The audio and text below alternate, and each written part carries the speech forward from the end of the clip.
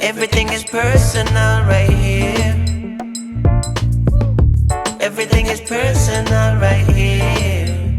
Ladies and gentlemen, boys and girls, welcome to another episode of Everything is Personal. Today's guest is Becca Williams. Welcome to the podcast. Thanks, Len. It's nice to be here. Well, thank you for being here. And you're located where currently? Yeah, I'm American, Right. but and I've lived in a lot of places around the United States. But about 2 years ago, my partner and I moved to Portugal, and that's where we are at. We're in southern Portugal. Yeah, I just love the fact that, the world is so connected and united that we can have conversations all over the world, finding the time difference and all that stuff. So it's really cool. I'm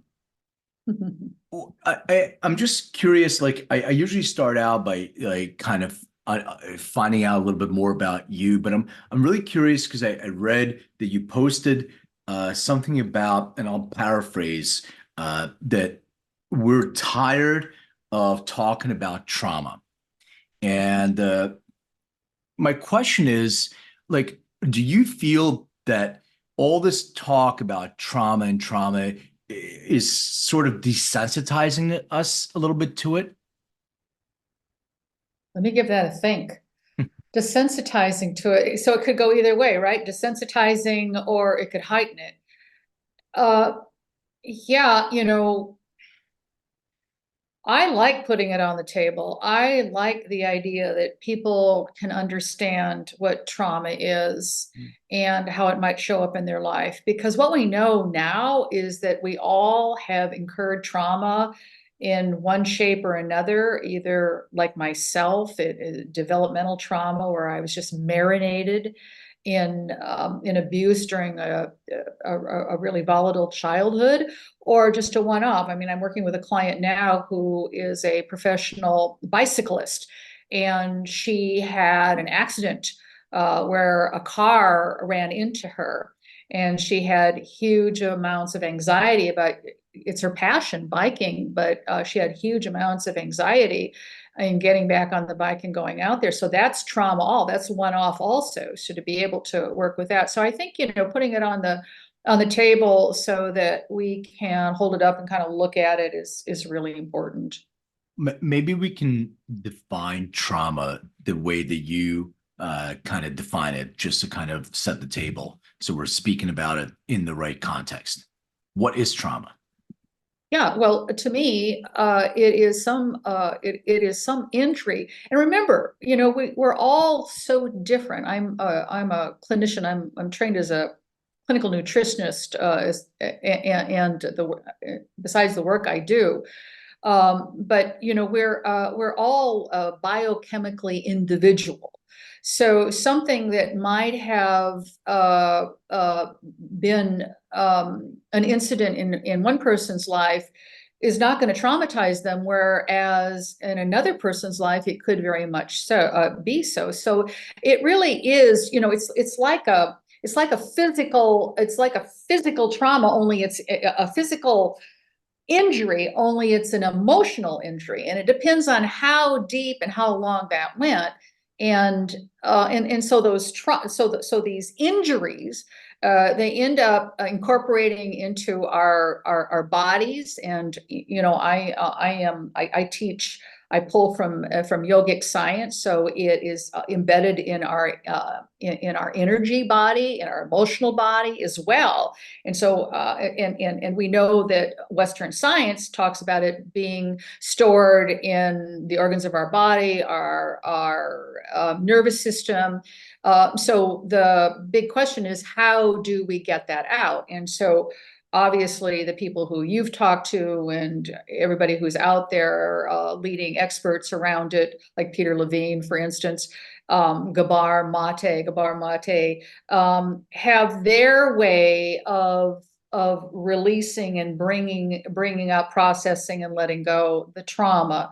And that's what I do. I have an approach, a method that people find very complementary to working on it, because it's efficient and it's effective. And as you may or may not know, I use plant medicine too. That's a big download.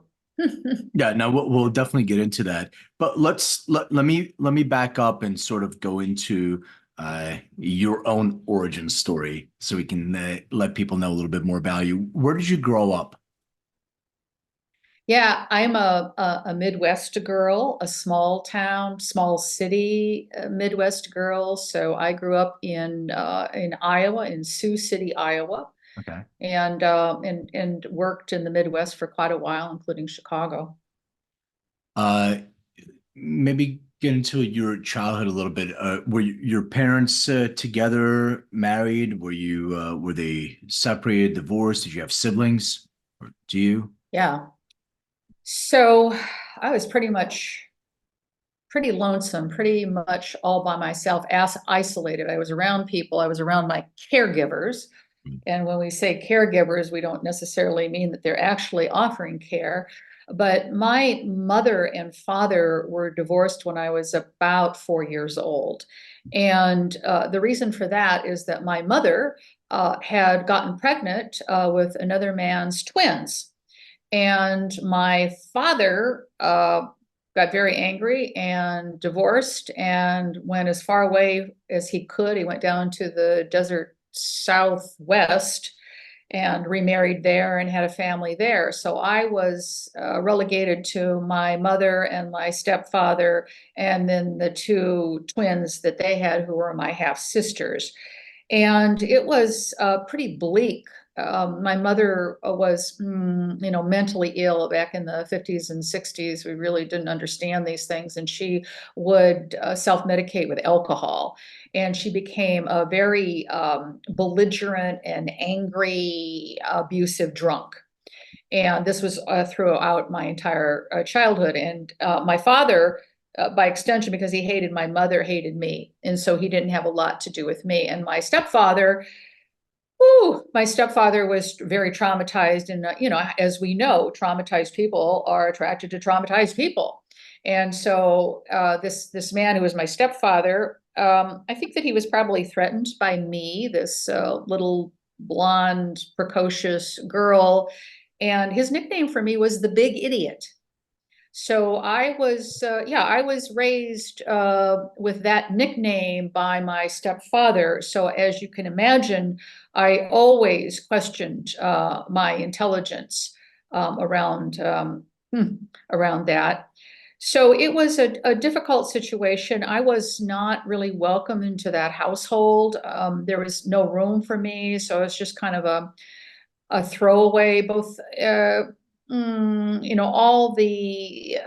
all the messages given to me was that I didn't belong here, and that I wasn't welcome, and so I grew up in that sort of environment.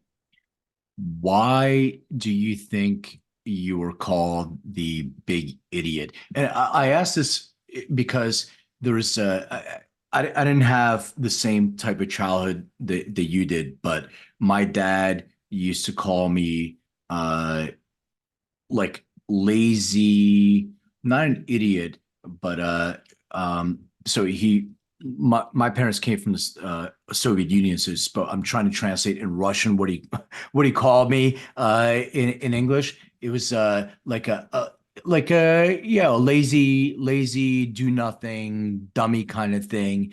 And so growing up, I really thought that my downtime, if I'm not doing anything, I'm being lazy. So I could, how dare I actually give myself time to sit and watch a stupid TV show or something like that? That means I'm being lazy. So it was ingrained in me since early on. There's something to be said for this sort of conditional love. Love is supposed to be unconditional with your kids as a parent, but there are conditions for that. So I'm curious on so many different factors because growing up with your own trauma, being able to empathize with other people because you experience it yourself, but in so many different ways, right? You're experiencing it in a way where you have it with your father that's rejecting you because you're mirroring that, your mother in his eyes in a way, which is unfair to you. You have nothing to do with that, but that's just the way his own emotional kind of intelligence works, or whatever you want to classify as. Then you have somebody who's a substance abuser, who's probably, as you said, mentally ill, or that projects some of that onto you, since you're the closest person there. Then you have a stepfather who is also, you're not his quote unquote real daughter, and then he's focusing on their kids, and you may be an obstacle for him to have that kind of relationship. So all these things are going on. What are you doing to deal with that? It's firing on all cylinders, ain't it? Oh, God. Right. As you reprise it, it reminds me. So I just wanted to say that in regard to him and why he said what he said, I do believe that he wanted to take himself up a notch by bringing me down. And even, with a little girl, as a little girl. And it came to my attention that later on that he came from a kind of a backward farm family where his father beat the shit out of his mother, and probably and beat the shit out of the kids too, including him. So he was just so deeply wounded. Of course, we don't know that when you're a sweet little boy or I'm a sweet little girl or whatever. We're just trying to avoid rejection and gain acceptance, and doing whatever we can to do that. So yeah, what I did a lot of the time, because it was mental abuse, it was physical abuse, emotional abuse, it was sexual abuse, the whole 9 yards. And Wait, so a lot sexual of, abuse from your stepfather? yeah, and my mother, Okay. yeah. Were And you aware of that? Sorry if I'm interrupting. I'm just curious. Were you aware of that as it's happening in the moment, or is that something you had to reflect on, in your past, later on in life? yeah, so it's what we call dissociation. So we're biological beings, and we want our biology is about keeping us alive. And so what we do in these really traumatic episodes is to turn a part of the brain off and go away, and it's called dissociation. And so a lot of this I just dissociated through, because it was pretty awful. What was the question? Well, I just wondered if you answered it basically, if you were aware of it happening in the moment, or you had to reflect later on in life to go and realize, well, yeah, it was shitty and there was trauma and there was some sort of abuse, but I compartmentalized, I put that aside, and I had that block to be able to, because look, your brain wants to conserve energy and doesn't really want to deal with daily trauma. So it'll take some of that and it'll store it in your subconscious. But as you're going through your life, and this is your area of practice. I'm just sharing, my thoughts around this. As you're going through life, and you have patterns that are developing, and if you're aware, and some people have genetic predispositions for, having this trauma be more available to them versus other people. But as you're going through life and you experience these patterns, then you do psychotherapy or other things, you start discovering, well, wait a second. Because I had an experience where I had a psychotherapist that said, maybe you can bring your parents in. This was, I don't know, 20, 30 years ago, whatever it was. I did that. And my dad told a story that I did not remember at all. There's no recollection until he started telling the story, and I started seeing like little images. I'm like, wait a second. Yeah, yeah. And there was, physical abuse in there. He did not relate that in any way. He thought, just to summarize it, not about me, but just a kind of quick summary of that. So there was a punishment for something I did, and I wouldn't cry. as he was hitting me. He was so proud of that fact that I actually sat for a moment and I was like, wait a second, you try to beat that out of me. You were proud of that, but it disconnected me from my emotional self. So I really didn't have that time, if the connection to my emotional self was really numb for all those years. And that was sort of my breakthrough. I said, okay, you're not going to have that power over me anymore. Our relationship is way different now, but that was my work. I talk to him almost every day and it's fine and all that stuff. We've dealt with that, but it took me to say, hold on, no more of that. And I'm not going to let that affect me, what happened in the past. I'm going to work on that and I'll rebuild my relationship because he was open to that as well. So, well, amazing work. And the other person has to be open to it. And a lot of people aren't. They're so deep into their wounds that it's very one-sided. And that's where you have to decide, particularly if it's the family of origin, whether you are going to stay involved in that family, keep them at arm's length, totally divorce, and anything in between. And that's interesting that you actually maintain a relationship with him. Oh, speak almost every day. So I would say that my mom probably, and they may listen to this, but our relationship is different. And one of the reasons why I think, as I sort of went through my own journey of trying to discover, there's two reasons why. My dad took ownership and accountability. Yes, I did. I am sorry. I can't change the past. Let's move forward. I didn't know any better, kind of thing. Wonderful thing to be able to do and really mature, of him to be able to do that and me. So the feeling that I had connected to that went away. Like I don't have that anger, resentment because it was bothering me. He didn't feel it. I did. Two things with my mom. Number one, never took accountability for that she wasn't there to defend me, so to speak. Number two, is still in denial that a lot of those things occurred.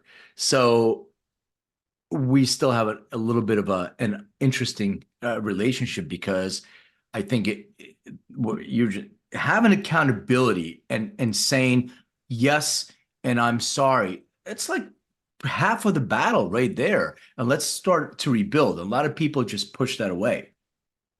Yeah. And are your mother and father still together? Yeah 54 years or something like that. Oh, that's interesting. How do our emotions how are they tied into our daily decision making? Oh gosh, great question. So let me just back up for a moment and say that my work as an emotions therapist, we use under the emotional liberation method our difficult emotions as our inner guidance system. Now, this is fear and anxiety and anger and self-doubt, shame, depression, sadness, guilt, and neediness, which we call desire, actually, which is, we don't think of it. We're not thinking, oh, I'm feeling desirous, but it really is the mother of all emotions because you need to want something in order to go get it. So I'm going to pick up this pen, and my desire is to pick up this pen. And if I want a relationship that is loving and mutually respectful, and that's a desire. And so how do I go out and get that? So the way we look at emotions is that when we can harness them, and that means that there's an education around what these emotions mean to us and what they're telling us. Because right now, we have this overriding kind of umbrella term for stress. Oh, yeah, for the emotions. Oh, I'm feeling so much stress. And we don't, if you dig deeper, most people don't know what they're feeling. Stress is this kind of cocktail of emotions.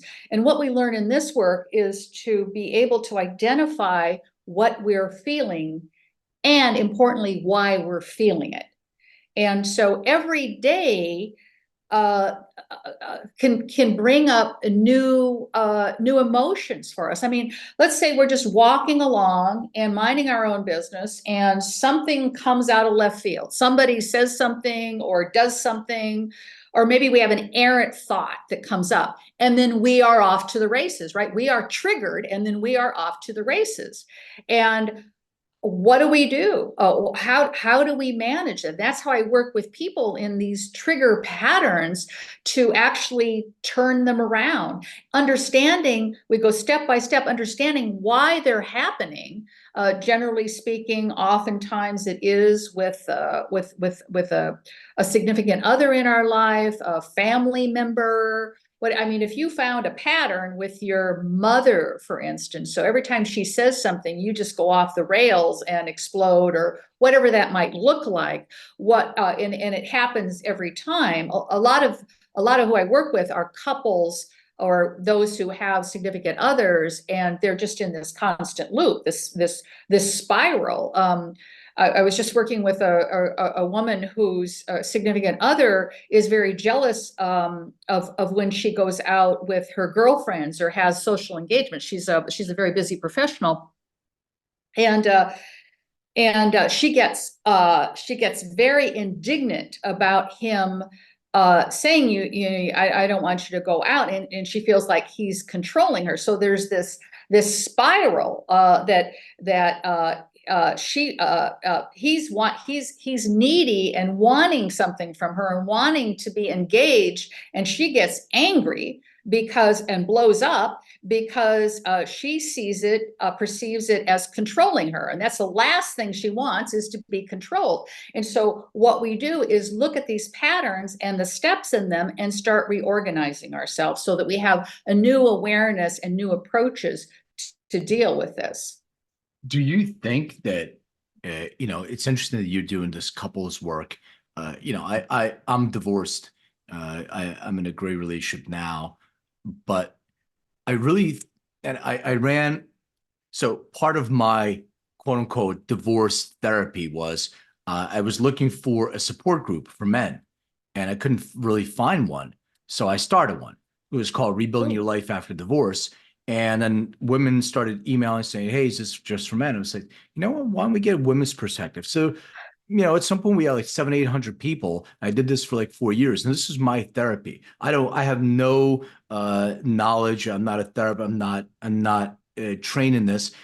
I was a facilitator. So I have some control issues myself. So I try to study how do you run groups, and what do you say in 2 minutes each, and you can't interrupt. I did all that in the beginning, and it was too rigid. And then what I did was I allowed the free flow of conversation just as a facilitator without, having a little bit of ground rules. I found that to be such a rewarding therapy for me. And I learned so much through this process. My question is, do you feel maybe some people, and I know this is such a, typical way, we outgrew each other, we grew in different directions, but I really felt like some people really started their own journeys, and they realized after a while, maybe there's not a fit, and it's good to go your other, in their own directions. Do you find that in your couples therapy or the treatment facilitation that you're doing with couples, that maybe they both discovered they're not a fit and it's okay? Yeah, I like to describe it like this, Len, where we're like rubbing our facets together with our partners or our significant others or whatever, and those facets are sharp. I was like, ow, ooh, ow, ooh. And as time goes on, we can wear those facets down so we're more comfortable together, or we never wear them down. And just as you say, we're here in this relationship for what we can gain while we're here, and then maybe we decide that we need to part. But we certainly want to take the lessons that we learned from that. So correct me if I'm wrong. I was reading a little bit about you. You worked NPR, I believe, or you had a trajectory in life that you were doing different things. So walk me through the process of you and your life. Like, this is what I kind of wanted to do as a kid. I went into this direction, and then I found this work. And maybe you can get into a little bit more about emotional liberation and how you discovered it yourself. Sure. So I didn't have, I had a very, what do I want to say, ordinary, vapid family bringing, I mean, my parents they didn't watch politics. They weren't readers. They were low information people. And, I mean, I just wrote a piece, over Mother's Day because everybody cheers Mother's Day, right? That the old gal is here and look at what she did for my life. And we're on social media all over, we're hailing and celebrating. And for me and a lot of others, Mother's Day just is a remembrance of sort of an abyss that we moved through, that there wasn't good mothering there. And so where am I going with this? So as I grew up, what was the question? I was just talking about your journey. So you went into, is it journalism, NPR? Like, what Very was good. your, Yep. yeah, your journey? Yep. And then at what moment did you discover your own self-discovery, and then into your emotional liberation sort of practice that you're doing now? I thank you. Your questions are so full and rich. I go off on one where I'm trying to go this way, and so thank you, thank you for kind of leading me. So this childhood was one of rejection, and I was smart. I mean, I did well in school, and I liked writing. I wrote for the school newspaper, and then I wrote for the college newspaper, and I enjoyed that. And I was good at it. And then I was studying journalism and electronic journalism and television and radio journalism. And I found that television, I was drawn to it because I could actually be on television and do this work and have this adulation that, Becca, you're so good, you're so smart, you're such a good journalist. And I had no internal resources. So it was like oxygen to me, people telling me this and viewers telling me this and getting fan letters and, whatever, and the ratings, right? I mean, I was good at what I did. And I realized that was a desperate plea for attention. And I have to say, in the whole arena of television news, for instance, there's a lot of individuals who are drawn to that because they want this attention. It doesn't mean that we're not good at what we do, but it does mean that that I also get some goodies out of it that otherwise I wouldn't get it if I were like writing in a newspaper. So then I did start working at National Public Radio. What happened was that I moved to Chicago to be with my fiance, and my contract ran out at a CBS affiliate. And I moved to Chicago, and he said, take a break. You don't need to work. And I had worked really hard, like you. I mean, I had worked really hard because that's what the television news business is all about, is that you're going to get good, and then you're going to move up into the markets and to New York, LA, Chicago, whatever that might be. And so I took a break, and I didn't have this anymore. I didn't have this adulation anymore. And I went into a deep, dark depression. I had no idea why. And my fiance at the time said, it might be worthwhile getting some help. And I was about 30 at the time, and I had never had any therapy. And so I started therapy, and I was in it for a lot of years, many years. And I think that, you know, there were some good things that came out of it. For instance, I didn't realize that I was angry when I was angry, and I would just fill my bag with being pissed off, and then I would just explode when it got too much to take over little things. I learned about my anger. But the thing is about talk therapy, and I know that people like talk therapy, some people like talk therapy, but what I find is that it's all from the head. And so I used to, you know, be driving to talk therapy and thinking, well, what am I going to talk about today? And nothing can be healed from the cognitive. It all has to be healed as far as trauma is concerned in my work from the intuitive. And so being able to learn to drop in and do that. But I searched and, you know, looked under a lot of rocks to find answers and solutions to my crippling anxiety and depression and anger. And so I did a lot of meditation. I practiced Buddhist meditation for a while, and Kabbalah, which is the mystical form of Judaism. I did mindfulness meditation, but I have to tell you, the thoughts were just so pounding. To sit quietly and you know, to sit down and shut up was really hard. And I could never do it. God knows I tried so hard. And then I went to New Age seminars and retreats and, you know, weekend things. And, you know, the New Age look is about, don't think these deep, dark shadow thoughts, think these positive thoughts, these,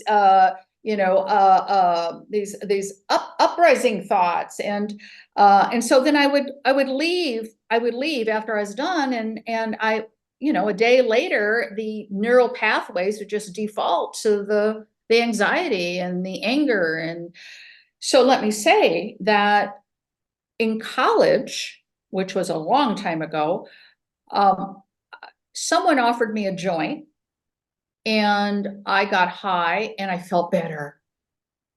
And so from there on out, I started self-medicating with cannabis in college. And I continued right all the way through to today, actually. But I do it differently today. So I'm self-medicating with cannabis because I feel better. The anxiety level, it takes the anxiety level down.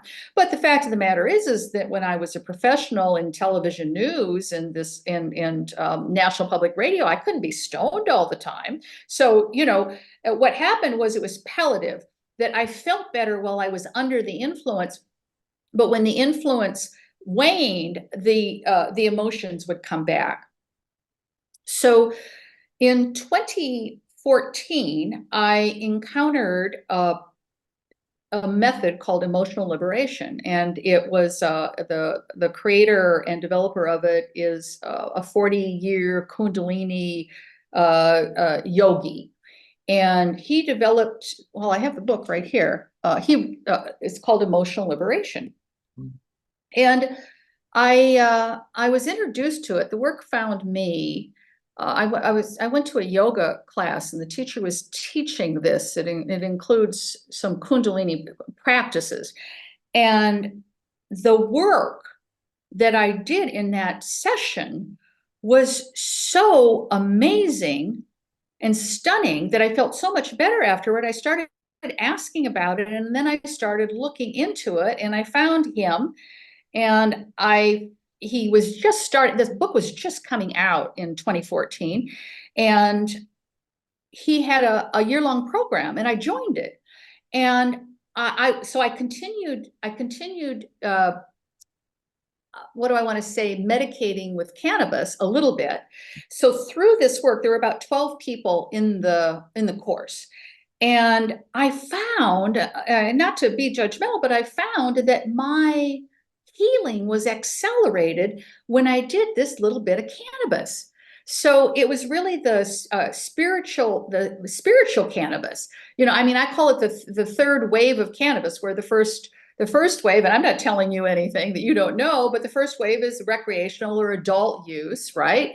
And then the second one is the medical use, and then the third use is this spiritual piece, where what happens in this work that we did, it comes in the cannabis, and it's very judicious. You don't want to get stoned because you get numb. You want to be in touch. You want to be really alive with what's coming up during these practices.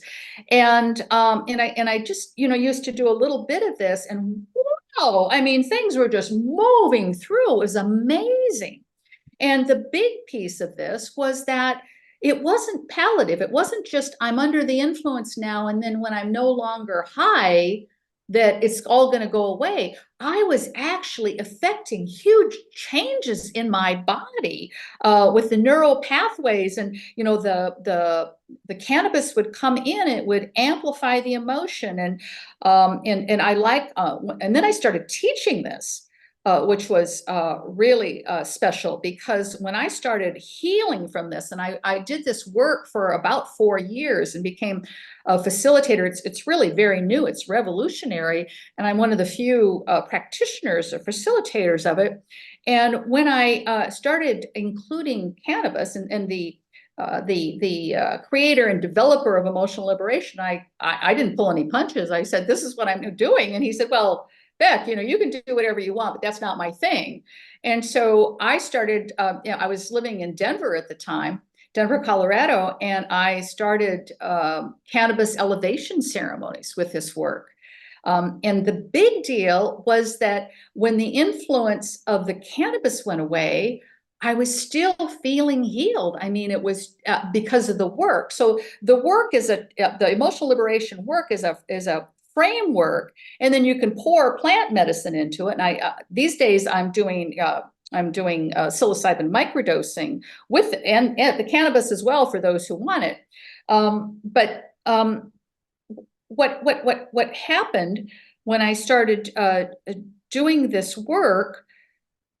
Oh, I never felt so clear, so clean, and the layers of trauma just started coming off. It was jaw-dropping. I mean, I've been a cannabis user since my teens, and I used it as medicine originally to get off my ADD medication. And people know my journey. I wrote a book about it, and so it is a personalized experience, and not all cannabis is created equally, and you have to find what works for you. I'm curious about. Right. Mm-hmm. I'm curious about a couple things. You talk about microdosing, what is sort of the experience of the combination of psilocybin with cannabis? How does that play a role in the process? Like you're still doing yoga, kundalini yoga, and you're still meditating, chanting, and you're adding those elements to that. Do you need to reintegrate after you go through? I don't even know if it's a journey, since it's microdosing. Is there a reintegration process? Maybe you can just kind of walk me through what would be like if I'm a client, or I don't know how you describe a client that's going through this. What would I experience?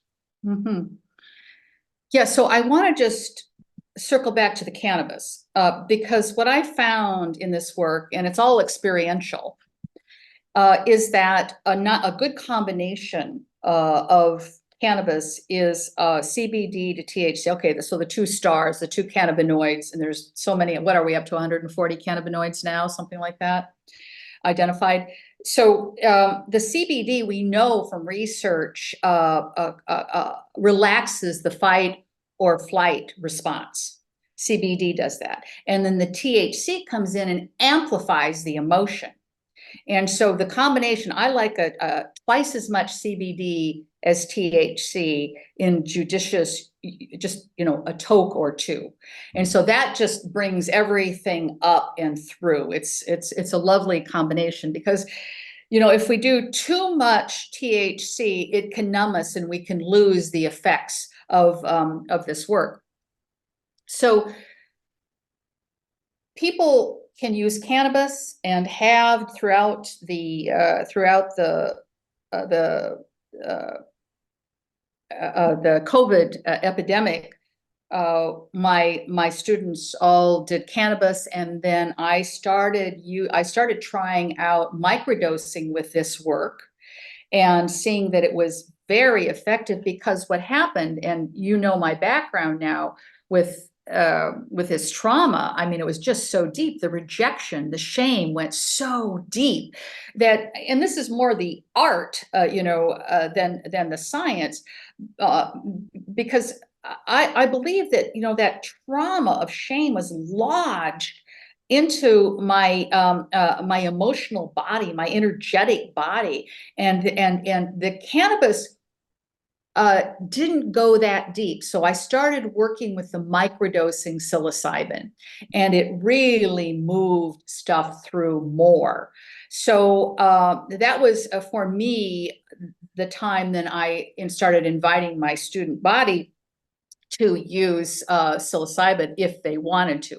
Now understand that this framework of emotional liberation is fine by itself. There are people who don't opt for any plant medicine at all and do this work and really get remarkable results. However, a lot of people like me were the pounding thoughts and just couldn't get out of my head. I have a lot of people who are very analytical. We have to cut through that analytical mind and get into the intuition, the deep inner knowing, our soul, if you want to go there. But how do we do that? And that's where the plant medicine comes in, because it can really allow us and open us up to go in and do that. Does food play any role in emotional health, like what you put in your body as far as what you eat? So I'm a clinical nutritionist and a registered dietitian.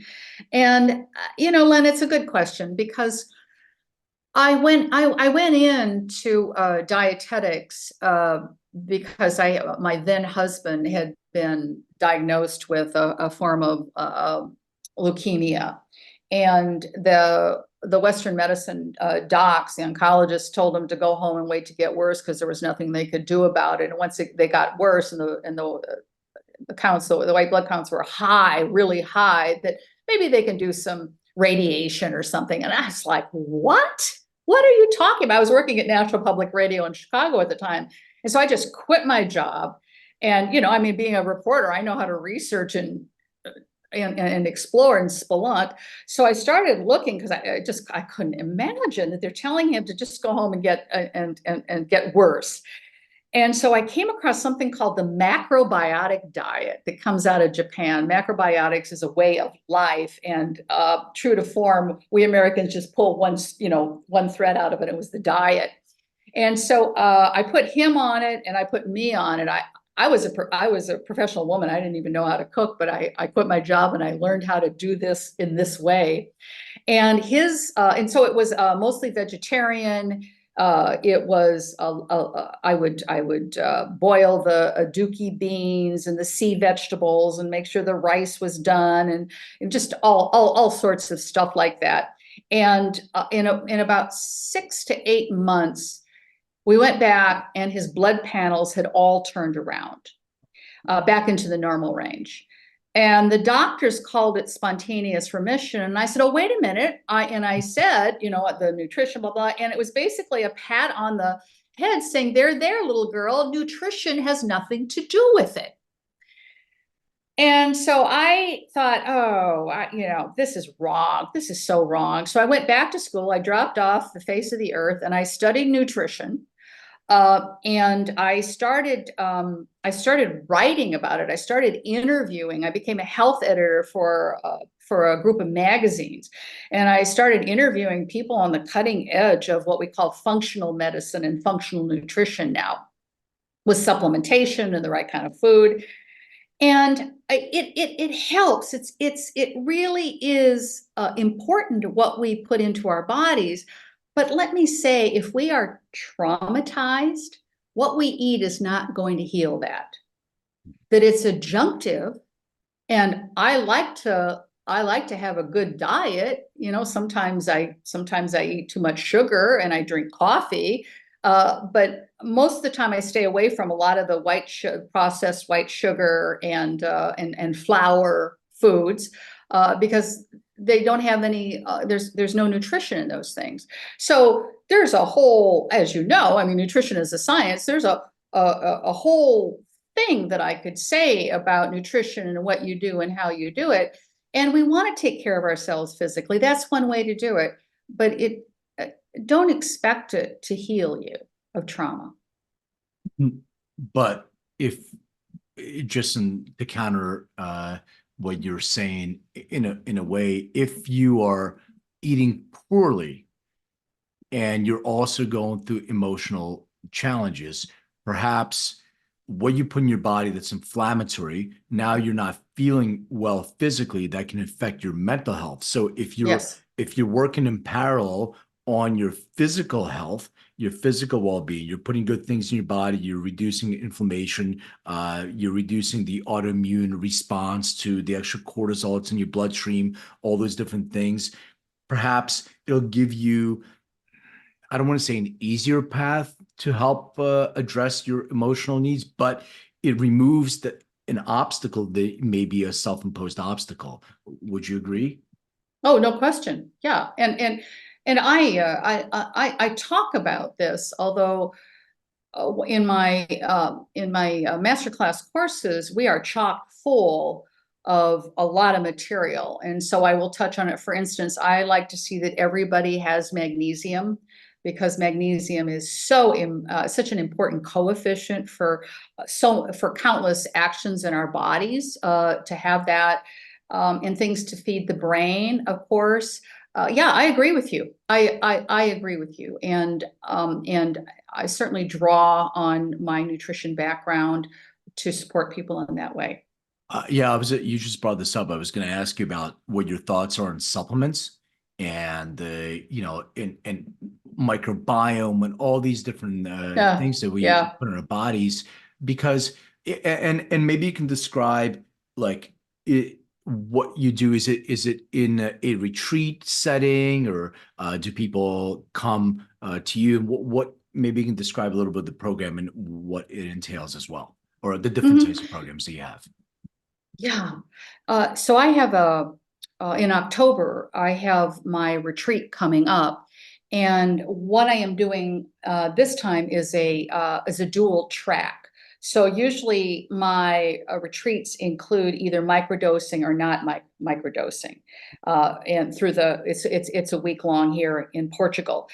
This year, because of repeated requests for macro plant medicine journeys, sacred journeys, I am doing a dual track where it's either microdosing or it's macrodosing. And the macrodosing, you need to be prepared for. So you need to start a diet 2 weeks, 10 days, 2 weeks is best before you come into this, and then supported by a vegan and vegetarian diet. Because what you want to do, you want to make yourself what do I want to say? A container. You want to be able to make yourself a vessel for moving these emotions through. So you're absolutely right in regard to, not no caffeine, no alcohol, no meat for 10 days. Go ahead, just vegetarianism or veganism. And that would be great to do all the time, but most people aren't set up to do it that way in their regular lives. But to get prepared for the retreat, absolutely. And when you go through the journey, whether it's the macro, maybe the micro a little bit less, do you have a reintegration sort of practice? Because one of the things that I started seeing, besides psilocybin and some of the other things, ketamine, since it's legal in the US, I mean, it's everywhere. And it's really disassociative. And people do it and maybe they feel better. There's an opening of the chandelier cells, and we can go into the science of how it works. But what happens is I've talked to people and they it goes back. It's like they pull the rubber band, and at some point it snaps back into place. So you need that. Okay, you have an open, new neurotransmission. You have but how do you reintegrate and how do you continue that? Is there a process of reintegration or other therapy after the macrodosing treatment? So what happens, and I agree with you wholeheartedly, that, you know, this whole culture, this Western culture of take a pill and feel better, it's, take a substance and feel better. And it's like, lying down, cover your eyes and let the substance have its way with you. And what we find is that it doesn't hold, as you say, it doesn't hold. So my work is primarily the emotional liberation method that strengthens the conditions, the nervous system. It creates more awareness of what's happening in our body, and so that we can also have the strength to bring up these emotions and move them through. So when we can put names to the emotions and understand what we're feeling, it sets people up for success in macro journeys. So what I like to do is give people some experience around these teachings, these practices, to be in touch with what they're feeling, heighten their awareness before they ever take the journey. And so what happens in a place where,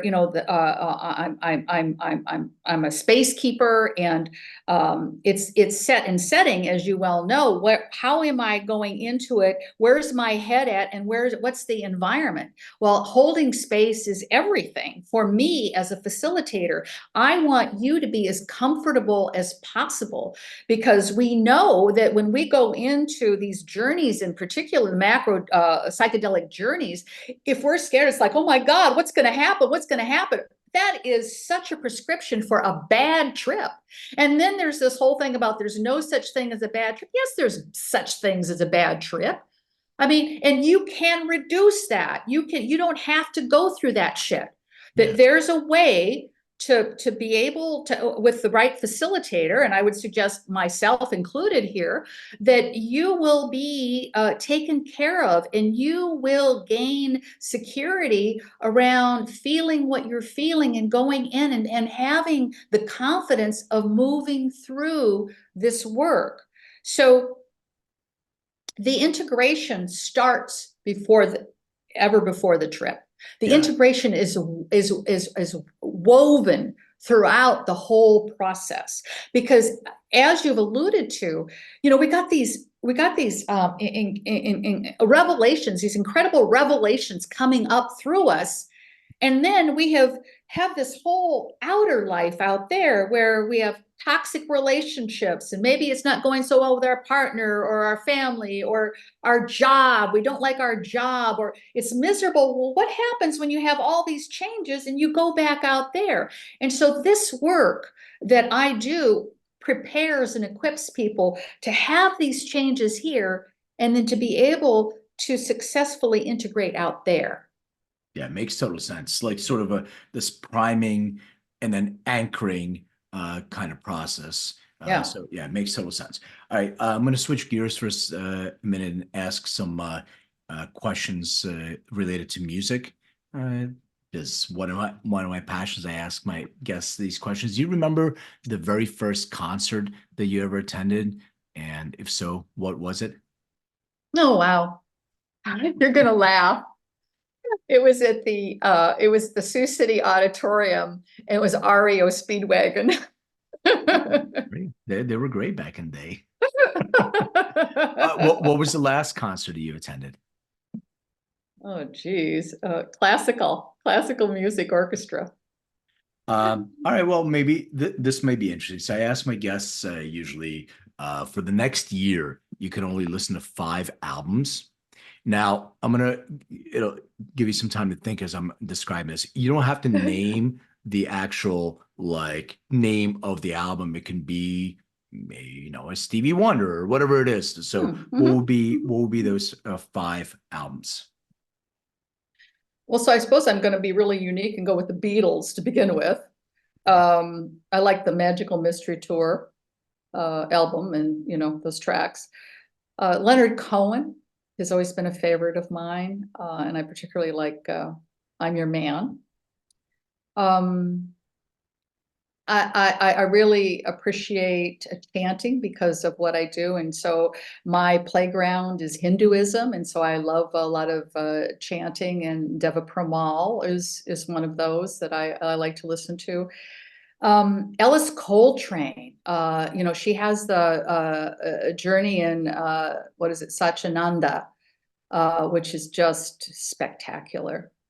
Yeah. One more. What? One more. What more? Let's see. Yeah,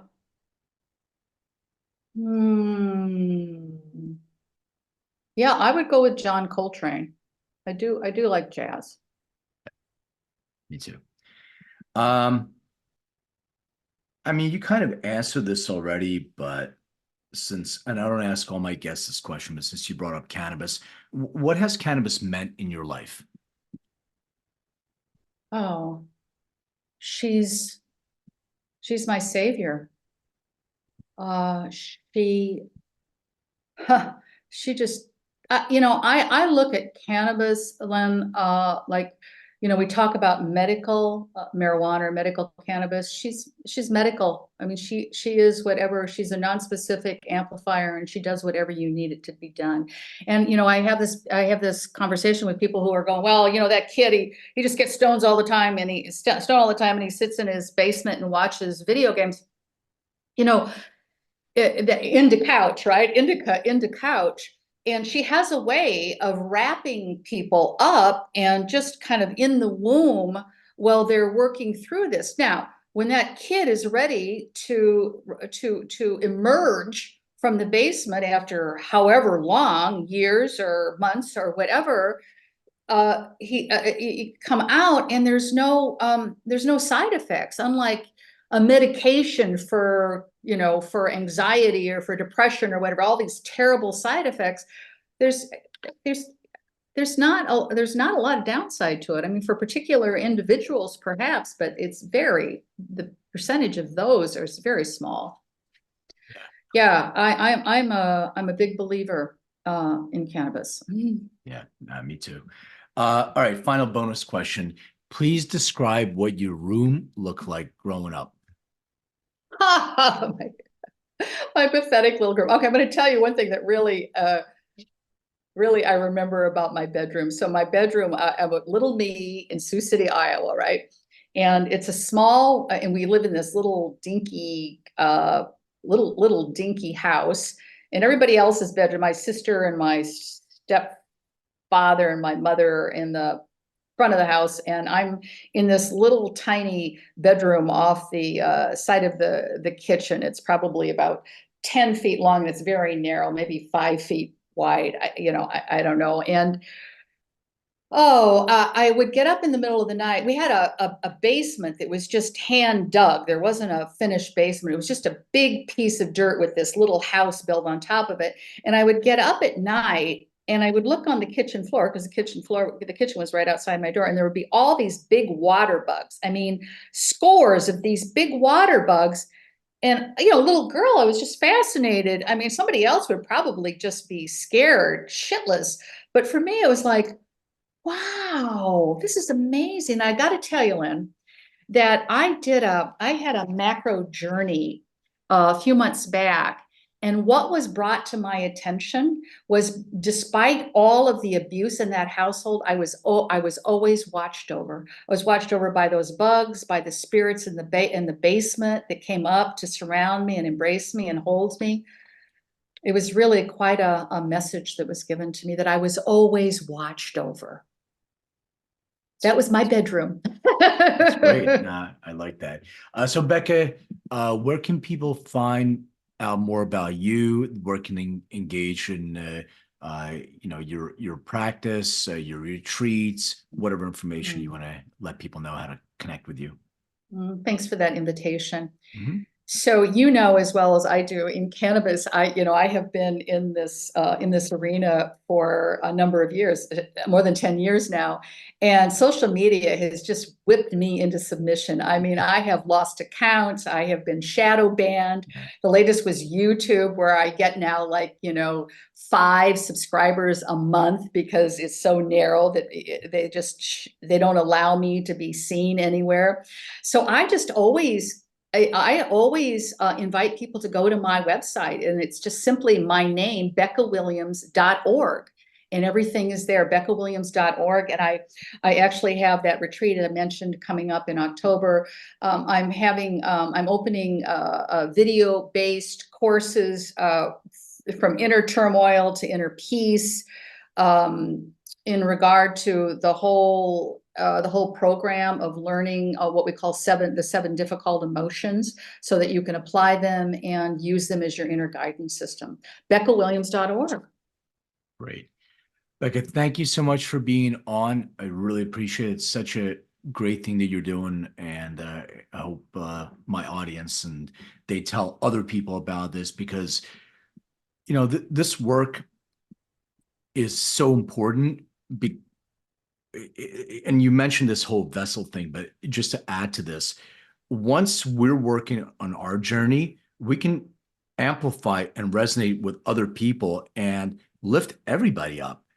Such wise words. Yeah. Absolutely. Such wise words, Len. Yes. So I really and we appreciate have to do that work. We have to do that work. And then, I mean, we can do the work while we're out there, but we can't go out there without having done the work ourselves. Right. Our inner work. Mm-hmm. So thank you so much. And audience, thank you so much for subscribing. Thank you for leaving your reviews. I appreciate all the 5 stars. I'll start reading some of them. I think it's wonderful that people are tuning in, and please tell more people about this, because we need to amplify these messages and the guests that are coming on this. So thank you so much, and thank you, Becca, once again for being on. Appreciate it. Thanks, Len.